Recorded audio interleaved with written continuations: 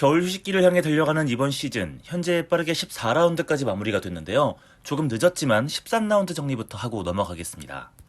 피오렌티나와 베로나의 경기가 가장 먼저 있었지요. 1대1 무승부로 마무리됐습니다. PK 두 개가 이 경기의 모든 것이었습니다. 먼저 피오렌티나의 바레카가 PK를 베로나에게 내주고 시작했는데요. 다리를 약간 높게 들었던 것이 VAR로 지적되면서 베로나가 먼저 앞서 나가게 됩니다. 하지만 베로나는 군터가 블라우비치에게 PK를 내주면서 리드를 오래 가져가지 못했습니다.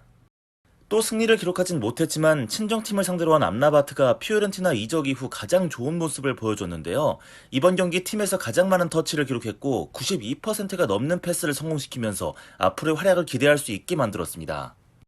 다음은 삼프도리아와 크로토네의 경기인데요. 삼프도리아가 연승을 끊더니 좋은 흐름을 이어가고 있죠. 3대1로 이기면서 연승을 만들었습니다.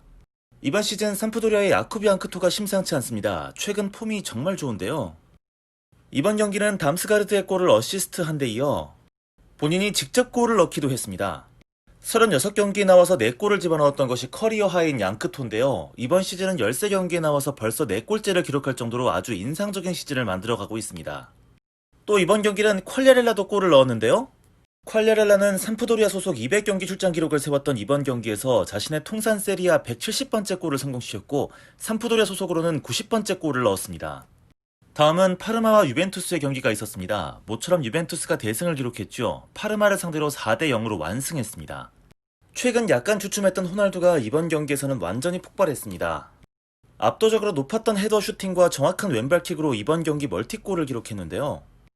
또다시 레전드 한 명을 소환했던 호날두였습니다. 이번 경기 멀티골은 호날두가 2020년 한 해 리그에서만 기록했던 33호 골이었는데요. 한 해 리그에서 33골을 기록한 것은 1961년 오마르 시보리 이후 59년 만의 기록이자 유벤투스에서는 최고 기록입니다. 개인적으로 이번 경기에서 가장 눈에 띄었던 선수를 꼽으라면 저는 쿨루셉스키를 꼽고 싶은데요. 요즘 지친 모습이 보이던 쿼드라도를 대신해서 오랜만에 선발 출전을 했습니다. 공교롭게도 자신을 스타로 만들어준 친정팀이나 다름없는 파르마와의 경기에서 뛰게 됐는데 내 식구 편한 새끼들은 다 지가! 그래서 지갑했습니다. 선취골이자 결승골을 넣었거든요. 그 밖에도 클로세프스키는 특유의 왼발킥으로 많은 기회를 만들었는데요. 쿼드라도와는 다른 스타일을 오른쪽 측면에서 불어넣었습니다. 그리고 또 한 명 눈에 띄는 선수를 꼽자면 저는 아론 램지를 꼽고 싶은데요. 미드필더라서 골은 넣지 못했지만 쉴 새 없이 파르마 수비진의 뒷공간을 침투해서 좋은 찬스를 여러 번 만들어냈습니다. 확실히 다른 능력도 능력이지만 공간 침투 능력이 굉장히 인상 깊었습니다. 그리고 유벤투스는 또 한 번 웃긴 백일킥이 나왔는데요. 맞히지 못할 거면 하지를 마, 이 새끼야. 다음은 토리노와 볼로냐의 경기인데요. 1대1 무승부로 끝났네요. 또다시 토리노는 앞서고 있던 경기에서 후반 막판에 실점을 내주고 무너졌습니다. 이로써 토리노는 이번 시즌 경기 종료 막판 15분 동안 날려먹은 승점이 12점째가 됐는데요.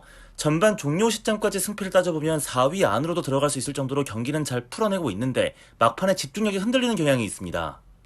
팀 분위기도 어수선해 보이는데요. 토리노의 가장 중요한 선수라고 할 수 있는 시리그 골키퍼는 우디네세전 패배 이후 환하게 웃는 장면이 포착되면서 많은 팬들의 질타를 받았고 그 이후 2경기 연속 경기를 아예 뛰지 못하고 있는 상황입니다. 지안파올로 감독과 불화가 있다는 보도도 나오고 있고요. 그나마 여전히 토리노 역대 최고의 먹튀가 되어가고 있는 베르디가 이번 시즌 첫 번째 골을 넣었다는 점은 어느 정도 토리노에게 위안거리는 될 수 있겠습니다. 베네벤토와 제노아의 경기가 있었습니다. 베네벤토가 제노아를 2대0으로 제압했습니다. 로베르토 인시니의 골 그리고 마르코 사오의 PK골이 있었는데요. 지난 경기 밀란을 군경에 빠뜨렸던 팀답지 않게 아주 무기력한 패배를 당했던 제노아. 결국 제노아의 롤란도 마란 감독은 제노아를 맡은 지 3개월 만에 경질되고 말았습니다. 제노아의 후임 감독으로 다비데 발라르디니 감독이 선임이 되는데요. 제노아 팬들에게는 낯설지 않은 인물입니다. 제노아 감독직을 무려 4번째로 맡는 감독이기 때문입니다. 다음은 칼리아리와 우디네스의 경기입니다. 두 팀 1대1 무승부를 기록했습니다. 리코 지아니스의 멋진 프리킥으로 앞서갔던 칼리아리. 하지만 우디네스는 라자냐가 동점골을 만듭니다. 소리 소문 없이 최근 페이스가 좋은 우디네스인데요. 티가 안 나서 그렇지 무려 6경기 연속 무패 기록을 이어나가고 있습니다. 제노아나 토리노 같은 하위권 팀들도 있었지만 사수올로나 라치오 같이 전력이 강한 팀을 상대로도 좋은 결과를 뽑고 있는 중입니다. 그리고 의미가 있는 골이 하나 있었죠. 멋진 프리킥을 집어넣었던 리코 지아니스. 세리아로 넘어온 지 4시즌째인데요. 드디어 세리아 무대에서 데뷔골을 성공시켰습니다. 그리고 다음은 인테르와 스페지아의 경기. 인테르가 스페지아를 2대1로 이겼습니다. 이기긴 했지만 승격팀을 상대로 홈에서 좋지 않은 경기력을 보여줬던 콘테의 인테르였는데요. 이게 현재 인텔의 노답 전술을 대표해서 보여줄 수 있는 전형적인 인테르의 빌드업 장면입니다.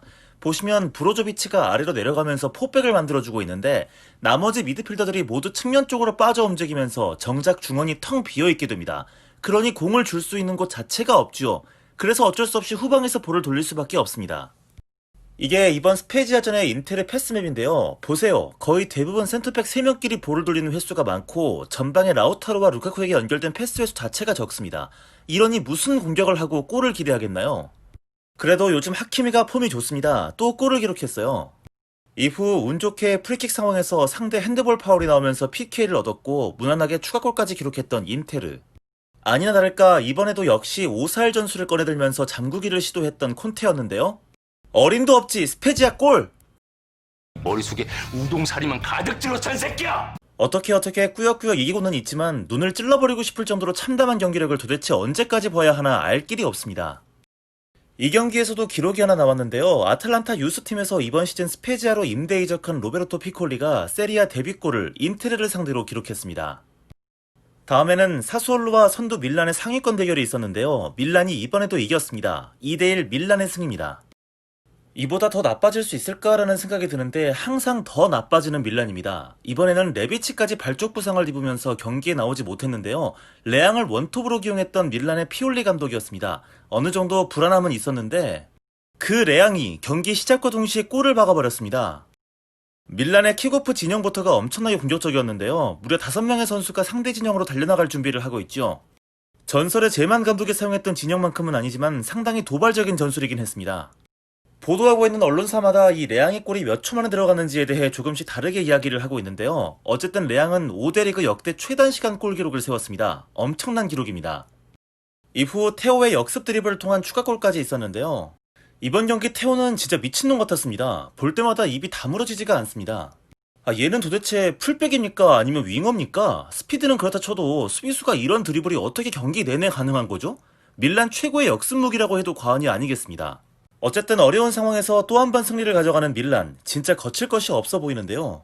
하지만 진지하게 얇은 스쿼드 뎁스 문제는 고민을 좀 해봐야겠습니다. 이번 경기도 승리를 하긴 했지만 토날리가 가벼운 근육 통증으로 교체 아웃이 된 이후에 밀란이 중원에서 힘을 쓰지 못했거든요. 사실 당연한 겁니다. 왜냐면 교체 1순위가 크루니치인데 중원에서 싸움이 되겠냐고요. 사수올로가 빙다리 핫바지도 아니고 말입니다. 어쨌든 무패 행진을 계속 이어나가면서 밀란, 여전히 세리아 선두를 유지하고 있습니다. 다음은 아탈란타와 로마의 경기가 있었는데요. 아탈란타가 모처럼 화끈한 공격으로 4대1 승리를 만들었습니다.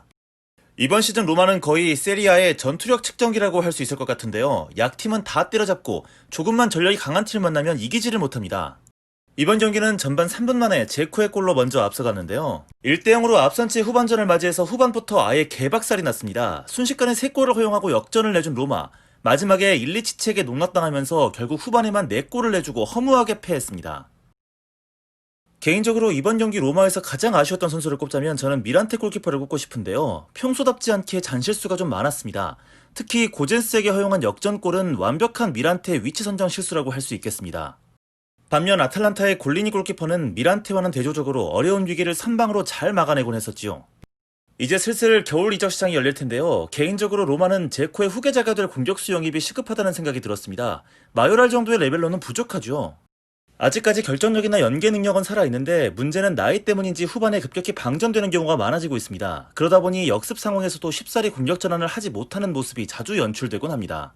이제 이번 라운드 마지막 경기입니다. 라치오와 나폴리의 경기는 라치오가 2대0으로 승리를 챙겼습니다. 말도 안 되는 극효율의 축구를 구사했던 라치오였는데요. 놀랍게도 유효 슈팅 딱 2개였는데 이게 모조리 골로 연결이 됐습니다. 임모빌레가 전반 9분 만에 골을 기록했던 라치오인데요. 이 골 장면에서 나폴리의 두 센터백 막시모비치와 쿨리발리의 수비가 아쉬웠습니다. 두 선수 모두 뭐랄까 임모빌레 마킹을 서로에게 미룬 것 같은 모양새로 헤딩 견제를 아예 하지 못했습니다. 어쨌든 한 골을 이른 시간에 먼저 넣고 이후 나폴리에게 개같이 두들겨 맞은 라치오였는데요. 하지만 레이나 골키퍼가 다 막아냈습니다.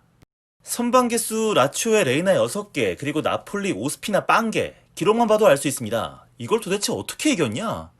그리고 오히려 루이스 알베르토가 추가골을 넣은 라치오. 개인적으로 나폴리에게 아쉬운 점이 있었다면 주전 공격수로 페타냐를 기용했는데 페타냐의 피지컬을 전혀 이용하지 않았다는 겁니다.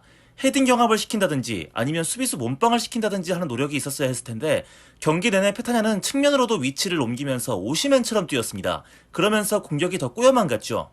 결국 나폴리 팬들이 가장 무서워하는 단어가 나오고 말았습니다. 이번 경기가 끝나고 나폴리 합숙 훈련을 진행했다고 합니다. 이제 이번 라운드에서 나왔던 주요 기록들 정리하고 영상 마무리 짓겠습니다. 삼프도리아의 퀄리아렐라가 삼프도리아 소속으로 200경기 출전 기록을 세웠고요. 세리아 통산 170호 골, 그리고 삼프도리아 소속 90호 골을 달성했습니다. 유벤투스의 호날두는 오마르 시보리 이후 59년 만에 리그에서 한 해에 33골을 기록한 선수가 됐고요. 제노아의 마란 감독이 경질됐습니다. 후임 감독은 발라르딘입니다. 칼리아리의 라코지아니스가 세리아 무대 데뷔골을 터뜨렸고요. 스페지아의 피콜리 역시 세리아 데뷔골을 신고했습니다. 마지막으로 밀란의 레앙, 5대 리그 역대 최단 시간 골 기록을 이번 라운드에서 세웠습니다. 영상 하나를 만들면 또 다음 라운드가 끝나 있는 이 쳇바퀴 같은 리그 일정. 13라운드 영상은 여기서 마치겠습니다. 이미 리그는 14라운드를 마치고 겨울 휴식기에 들어갔죠. 바쁜 일을 좀 처리하고 14라운드 영상은 다음 주 중에 업로드하도록 하겠습니다. 감사합니다.